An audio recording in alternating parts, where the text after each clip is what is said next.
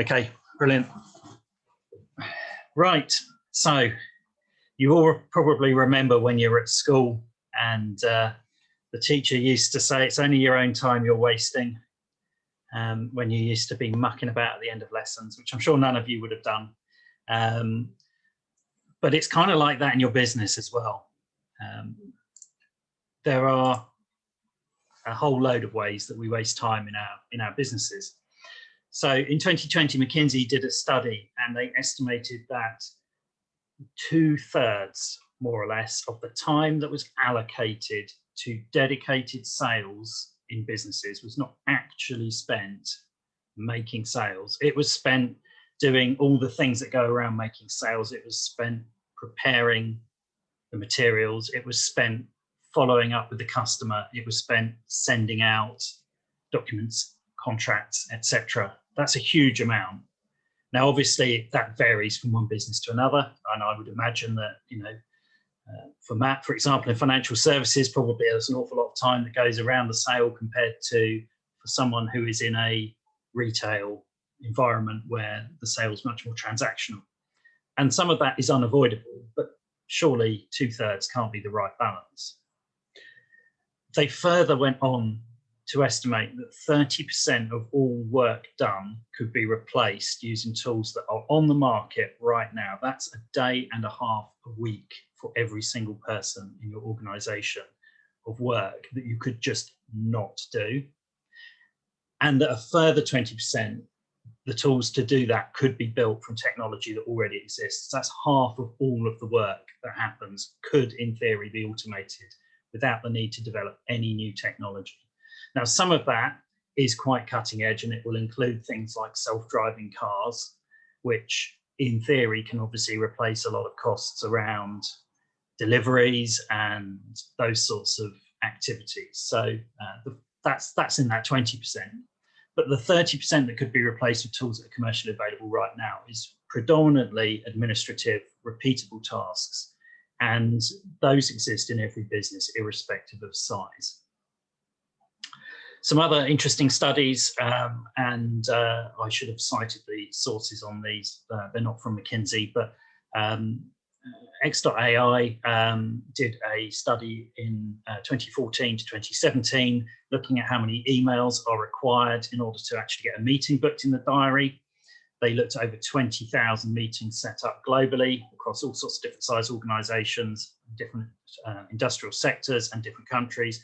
And the average was 8.02. So that's the email tennis backwards and forwards. Can you do Thursday? No. What about Friday? Yes, but only between these times. Oh no, I can't do that. What about these times? Backwards and forwards. Now, even if it only takes you 30 seconds to write that email, that's 4 minutes used up. If it's a 30-minute meeting, that's more than 10% of your working time used up just setting up the meeting, which is crazy. But worse than that, a study across the therapy industry in 2019 showed that 14% of all booked appointments were not actually kept. So you spend 8 emails going backwards and forwards to book an appointment in, but actually 1 in 7 of those is getting cancelled anyway. So, these are all like big wastes of time. There are also all sorts of other activities that happen under the hood in your business, which are repetitive, tedious activities that need to be done. You didn't get into business to do them, but they kind of come as a necessary evil. Why bother automating any of this stuff? Well, what I tried to show on this diagram here is really there are some things that you could scale up by bringing more humans into your business. But humans come with a cost, and it's a cost that recurs every single year because they kind of like to be paid. But also, they're actually not a great solution for a number of tasks. The problem with humans is we get bored.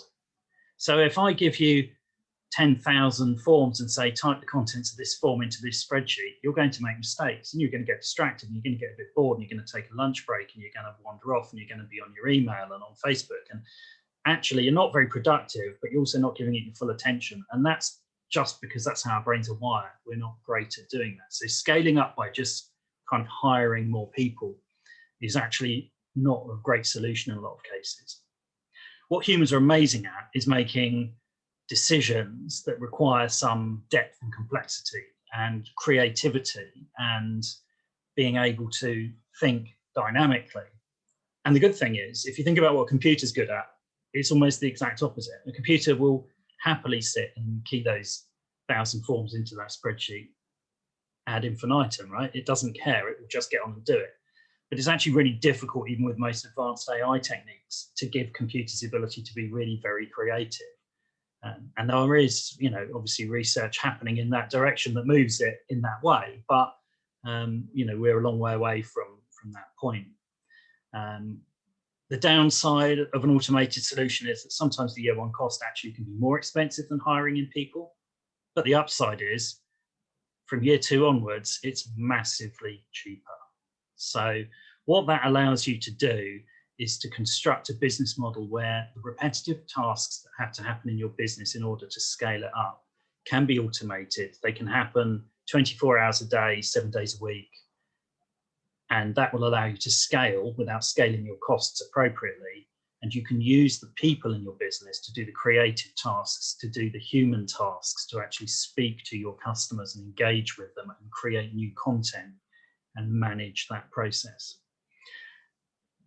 And this point in the presentation, I do sometimes go off and talk at length about sort of the litany of businesses that have failed to adopt new emerging technologies and disappeared. And I'm not going to do that at length because I think a number of you have heard me talk about that before. But think about, just briefly as an example, the one that's always cited is Blockbuster.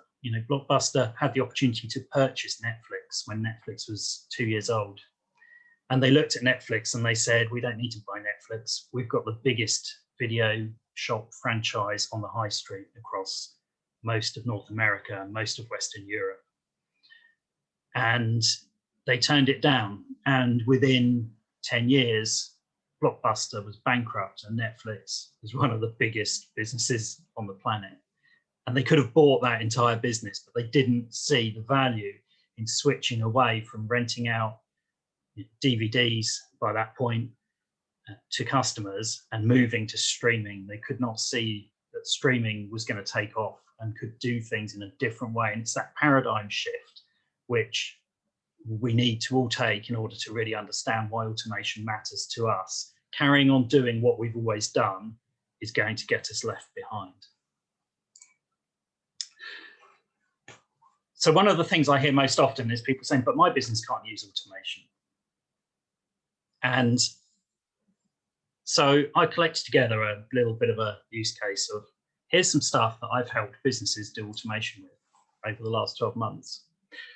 So my challenge to you would be, without reading all of these as they come up, get to the end of this little sequence and tell me that there is literally nothing here that you could use in your business. Because I think every business of every size will see at least one thing on this list and go, that would actually be kind of useful. That would save me some time. And you start to see quite quickly, this is quite a long list, quite a lot of areas of things that you're doing in your business all the time, which are frankly boring.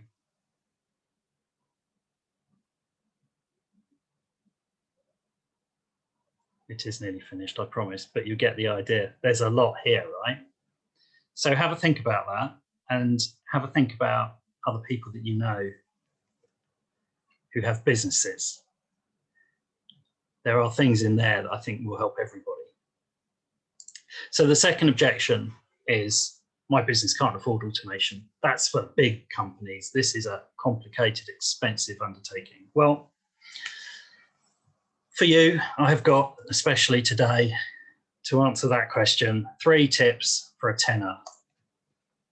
So here's 3 things you can do in your business for a tenner or less each that will help to actually automate some of what you do. So the first I'm going to open with here is calendar booking. I heavily use Calendly. I know other people have other tools that they like to use.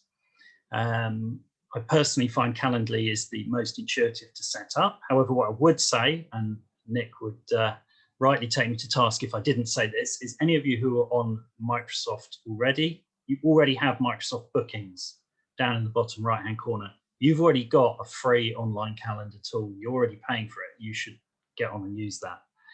But what these tools allow you to do is to take that 8.02 emails just out of the loop. You can just get your diary bookings online.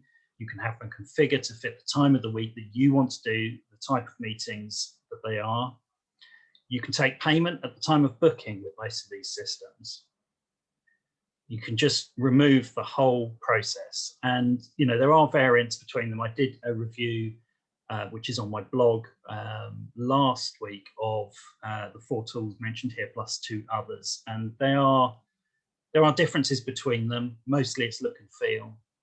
There are some specific features that if you need, you might want to pick a particular tool. So the X.AI tool, for example, is an AI assistant which will do these bookings, but it will do it off the back of simply forwarding an email rather than having an online link. But all of the tools you see on this page, with the exception of Acuity, you can get for under £10 a month. As I say, if you get Microsoft bookings, it's because you've bought the entire Microsoft Office suite at £9.40. Acuity is only slightly more. It's £12 in the UK at the moment.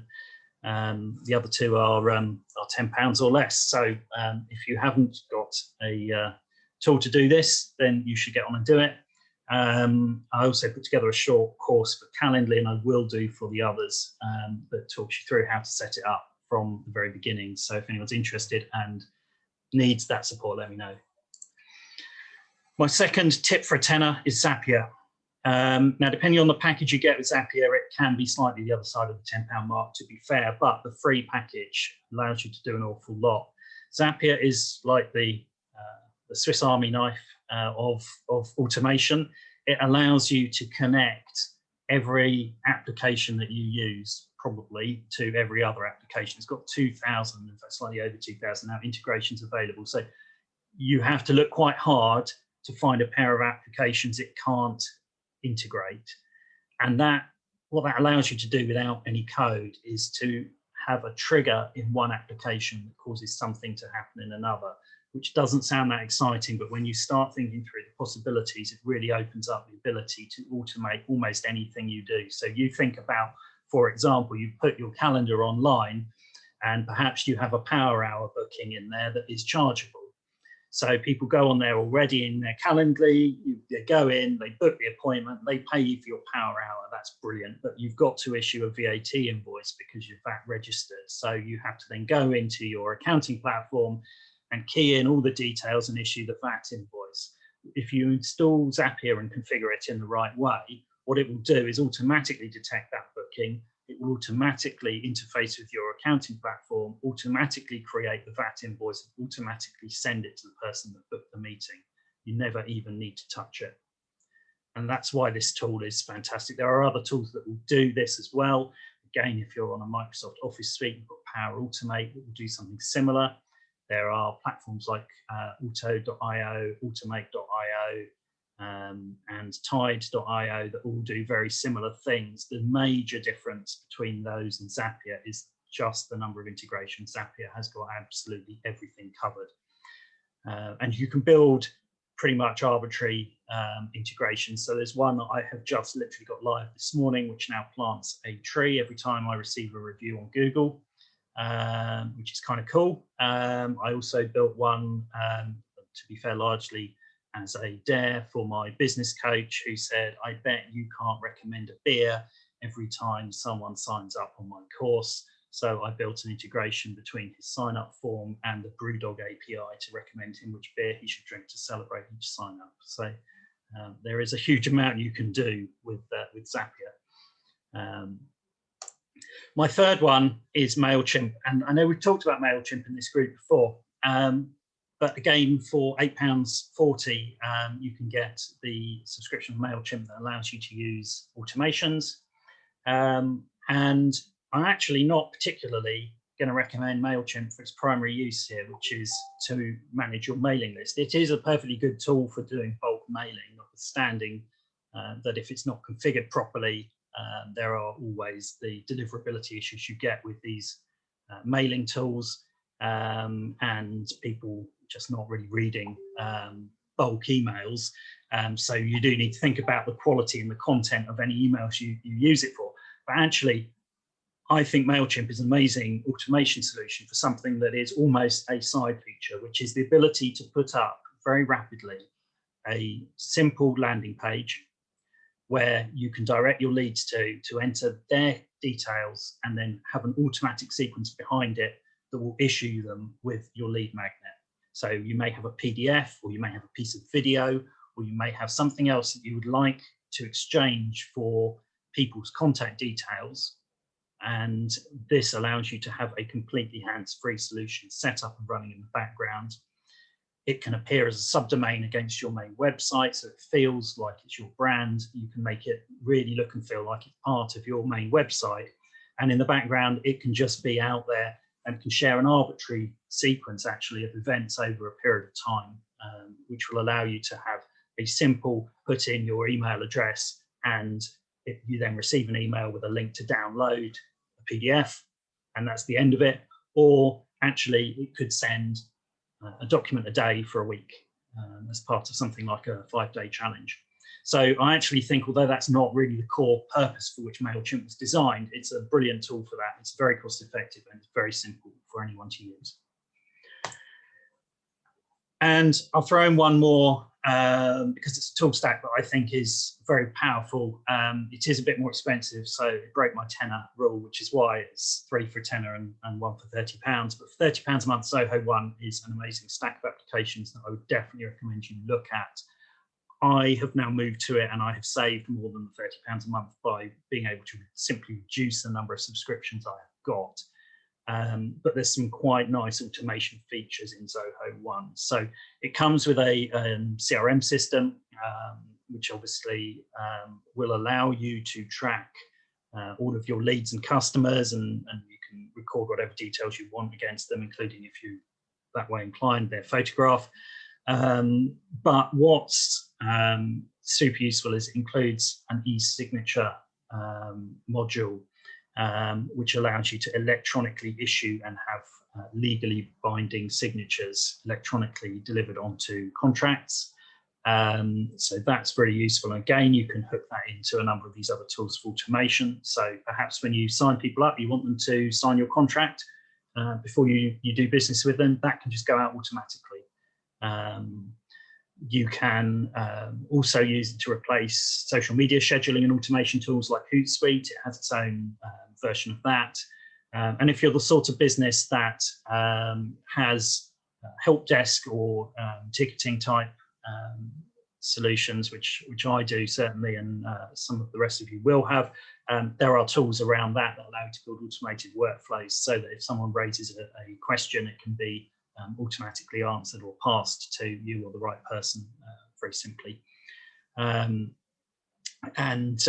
Also you can embed a bunch of other things like website chat. There are actually 47 tools in the stack. Some of them are not worth looking at. They have their own version of Microsoft Word, for example, which is just not worth even going there. But £30 a month for 47 applications is a pretty good deal, frankly, by anyone's standards. So that is effectively 4 things you could all just take away and do. But the failure rate for tech projects is actually eye-watering. So before you just go charging in and just go, great, I'm going to implement these, just think about this. Across every geography, every industry, every business size, it is around a 70% failure rate employing any sort of tech project. By failure rate, I don't necessarily mean it completely, it doesn't need to destroy your business. It could just be a question of actually you don't get the benefits you expect. But 70%, and it's been stubbornly high, it has been 70% or thereabouts for the last 20 years when I've been working in tech. It has literally not moved. And the reason it happens is what I personally describe as proper preparation prevents piss poor performance. To coin a phrase my father used to drum into us. It basically fails because there are actually 3 stages you need to go through before you deploy tech in your business. It doesn't really matter how big or small the tech is. Obviously, the bigger it is, the longer you want to spend thinking this through, but you must think these things through in the right order. So first, think people. Actually, have you got the right people in your business to do this? If it's just you, that's simple, right? It's a question about, do I think this is the right thing to do, and am I supportive? But if it's a larger business, you need to start thinking about, is the leadership team on board with making this change? Do we have the right culture in the organization to adopt it? And do we have the right skills? You then need to think about process, and you need to think about, actually, are we clear what the business is here to do? Again, if you're a single business, that's not so difficult, but it is really easy to get distracted by shiny objects around tech. So it's important to be kind of absolutely focused and say, this is what my business is here to do. And just because I could now go and do 17 other things with this tech, it doesn't mean I should. So that's the next one. Oh, sorry, it's just accidentally maximized the chat across my screen. You should then think about the processes that you've got today. There's no point in automating and speeding up crap processes. All you will do is do the wrong thing really, really quickly. It's much more sensible to stop, look at what the process is trying to achieve, redesign the process properly, and then move on to the next stage around tech. Obviously important at this stage as well to understand your costs and where your kind of real cost pinch points are, because you probably want to save some money. Only at that point do you think about the tech, and the first place you start is the core tools. So this is where, you know, someone like Nick will say, if you've got Microsoft, stick with Microsoft. And I say, absolutely do that. Don't try and move from Microsoft to G Suite because you can, because actually it's just an unnecessary change. Think about whether or not within your organization you have got the capabilities to administer whatever you're putting in. Actually, you know, do you need to buy in skills? Do you need to buy a support package for whatever you're going to put in? Or do you have people in your business who could actually just operate this? And finally, think about, do you actually need, it's less of a case with cloud things, but do you actually need infrastructure to run this on? So if you're going to think about databases, for example, you need to think about where you're going to put those. That, when you've done all of that, is the point at which you then go, right, great, I'm going to put this tool in. Now that process might take you 10 minutes for a small choice in a small business, or it might take you 10 months for a major procurement decision in a large business, but you have to go through it. Right, the last bit I'm just going to talk about really quickly is data. Once you've got all this automation, it's generating a whole load of data. So you can start thinking about what data you need to run your business. There's a few thoughts on this page. I'm not going to go through every single one, but you get the idea that you can start to draw a lot more data together. You can become a data-driven organization and start to actually have a much stronger handle on what you're doing and why you're doing it and which bits are working and not. So that is me done. I appreciate that has taken probably longer than I had intended, but hopefully you found that useful. I will open up to some Q&A. I'm going to turn off the screen share so I can see your faces, and I will keep the recording running for a little bit longer. So, right. Who's got any questions? Simone. Okay, so I was looking into Streak as a CRM. Which would you prefer, the Zoho or Streak or? Personally, I like Zoho because of everything else you get bundled with it. As a CRM, it's. I mean, to be fair, the CRMs have been so commoditized. There's not a lot of difference between them a lot of the time. There's some slight differences. Zoho, you do get a lot of other stuff for the same price. HubSpot has got a lot of integrations and there's some fancy stuff you can do there, but it gets super expensive once you start scaling up number of customers. It's kind of great to have that one free for as long as you can, but as soon as you start paying, they really kind of penalize you. And then I think you kind of almost got a market that's everything else underneath it, which is where I put Streak, you know, in terms of they are not the big kind of two, but they are also there are also a whole bunch of niche ones in there. So it's always worth looking at for your business whether that is pre-configured in a way that is just the right thing for you. But a lot of software these days now, it's a question of, do you just like the look and feel? Because the features is just an arms race, right? All of the software providers on cloud products are just racing ahead of each other. So as soon as someone comes out with a new feature, everyone else sticks it on their development backlog, and it's in that, you know, everyone else's product 3 months later, right? So it's a bit of a moving target to try and hit. But if you found a tool that the price point is right and it's got the features you need today and you like the look and feel, there are some basic questions to ask. So does it integrate with other things that you've got? If it doesn't, don't go there. It's just not worth it. But if it integrates nicely with other things that you've got, then you know, I generally try to sort of encourage my clients to be flexible and go work with what works for you, because what works in your business is not going to be the same tool that would, for example, work if you were, you know, a builder, right? For example. Thank you. Stunned silence from everyone else.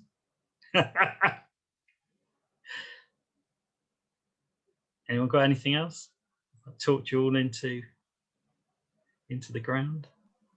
I think Heather dropped a question in the oh, did you? Sorry, Heather. Go on, tell me your question.